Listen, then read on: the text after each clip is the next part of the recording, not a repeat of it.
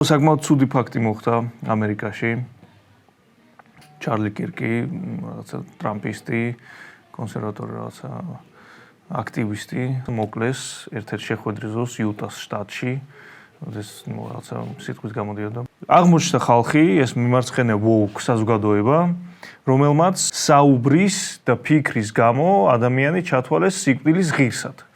იმ დროს, როდესაც აქეთ ქართული მემარცხენე საზოგადოება, იმ ბიორი ბომბდამშენის გამზიარებელ ხალხს, ვინც უბრალოდ წერდა, რომ ნახე რა ლამაზია ვიზუალურად და რომელიც შინაარსობრივადაც ირანში მიფრინავდა იმ რაღაცა ტერორიზმის მთავარი სპონსორების დასადუღებლად, აი მათ მორალური პიედესტალიდან უყურებდა ხალხს და როგორ შეიძლება ეგეთი რაღაცაო, როგორ შეიძლება გიხაროთ და ესთეტიურ სიამოვნებას იღებდეთ ბიორიდან და იმავე დროს ამართლებდეს ადამიანის მკვლელობას სიტყვის და ფიქრის გამო.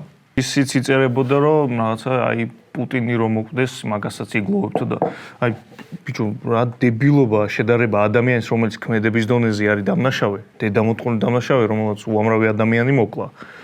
დღესაც კლავს. და აქეთ მეორე ადამიანი, რომელიც უბრალოდ საუბრობს, რაღაცა თავის ფიქრებს გიზიარებს და რასაც არ უნდა ლაპარაკობდეს საუბრის გამო, იმის დაშვება, რომ ოკეი, მოსულ ამ ადამიანის მკვლელობა არის ავადმყოფობა. ზოგადად საზოგადოების. საშიში ხალხი ეგ საბოლოო ჯამში. ეგ ხალხი ოდესმე რაღაცა ხელისუფლებას გააკარო,